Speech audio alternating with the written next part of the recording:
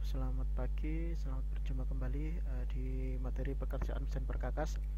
Jadi hari ini kita akan melanjutkan materi kita sebelumnya, yaitu tentang klasifikasi pahat, di mana sebelumnya kita sudah membahas bab klasifikasi pahat berdasarkan standar ISO dan standar DIN.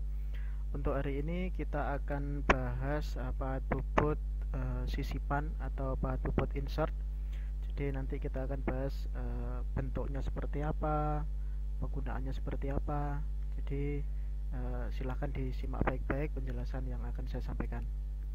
Kita langsung saja kita mulai pahat bubut insert. Pahat bubut insert ini ditemukan atau dikembangkan sesuai dengan perkembangan dan kebutuhan di pekerjaan di lapangan. Jadi pahat bubut insert ini sangat mempermudah sekali pekerjaan pembubutan ketika di lapangan. Jadi dimaksudkan kalau kita pakai pahat jenis insert ini kita tidak perlu sibuk untuk mengasah pahat lagi ketika pahat itu sudah tumpul.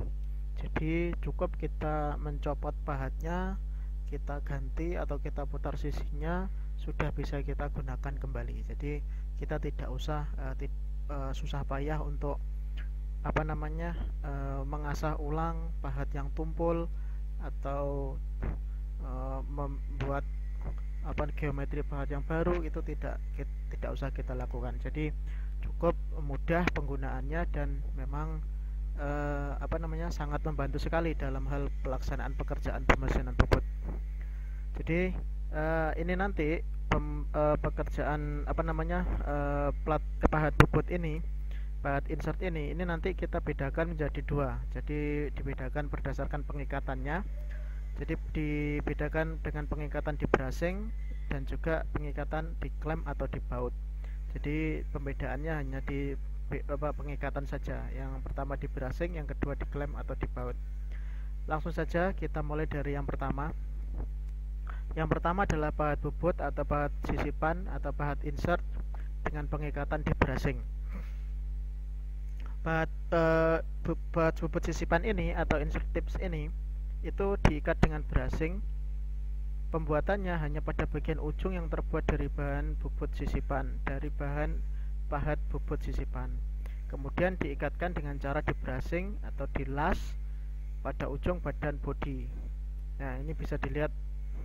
Nah, pada gambar ini adalah bubut sisipan, insertnya itu adalah ini, ya, carbide-nya, insert carbide, insert tips.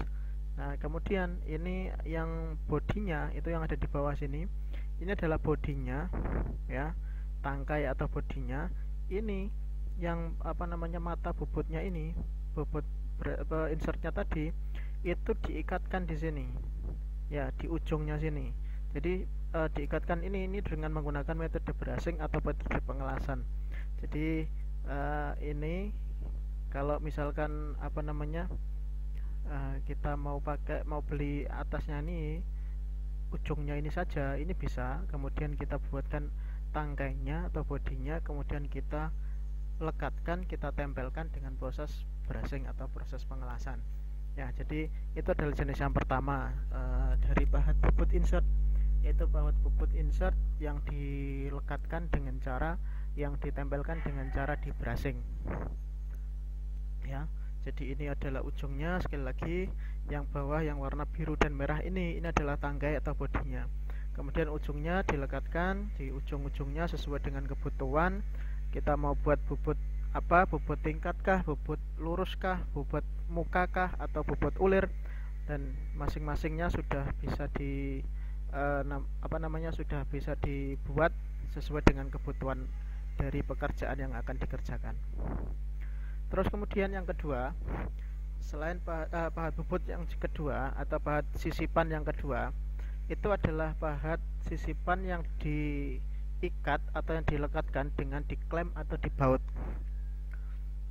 Ya, pahat bubut ini, pahat sisipan ini pengikatannya dengan cara pahat bubutnya itu dibaut, diselipkan pada pemegang atau holder. Contohnya, macam-macam bahan bobot sisipan ini terpasang pada pemegangnya untuk pembobotan bidang luar dan juga untuk pembobotan bidang dalam. Ini adalah bahan bobot sisipan insert tips. Ini yang pengikatannya di klem atau di baut seperti saya bilang tadi.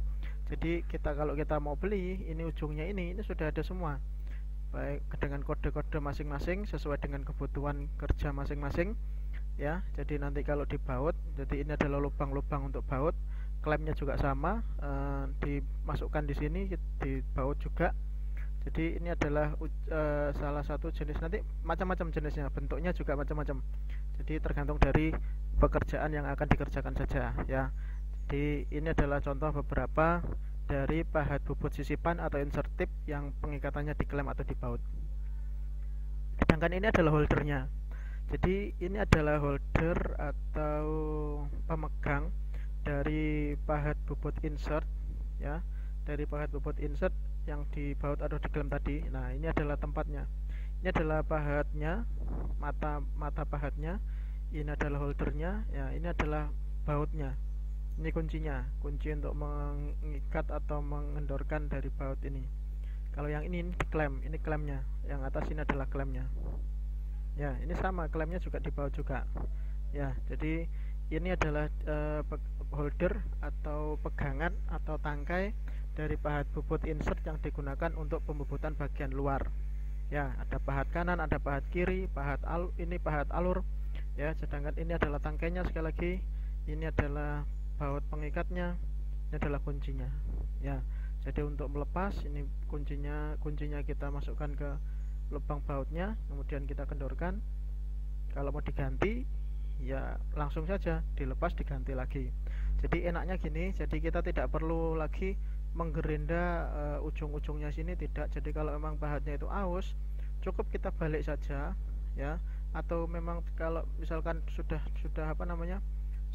tidak bisa digunakan, cukup yang kita lepas adalah bahannya saja, tidak perlu sampai semuanya digerinda atau dilepas atau dirusak, tidak perlu, cukup ujungnya saja. Jadi sangat efisien untuk melakukan pekerjaan bobot, waktunya juga semakin cepat, tidak perlu lama untuk proses penggerindaan bahat.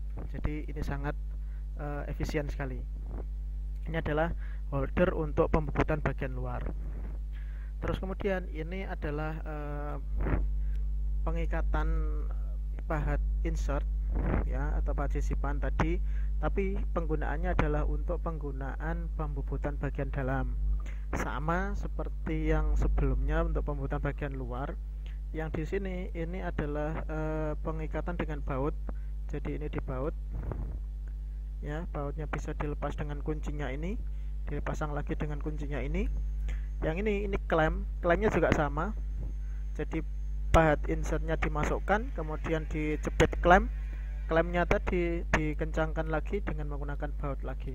Kuncinya juga sama seperti ini. Jadi ini adalah pemasangannya. Cuma yang bedanya dengan yang awal tadi, bedanya dengan ini adalah untuk pekerjaan bobot bagian luar. Sedangkan yang ini adalah untuk pekerjaan bobot bagian dalam. Ya, itu adalah pahat bobot insert yang bisa saya bagikan informasinya. Jadi macam-macam pahat bobot, mulai dari standar ISO, standar DIN, terus kemudian ada pahat bobot insert. Semoga materi macam-macam pahat ini bisa bermanfaat untuk kita semua.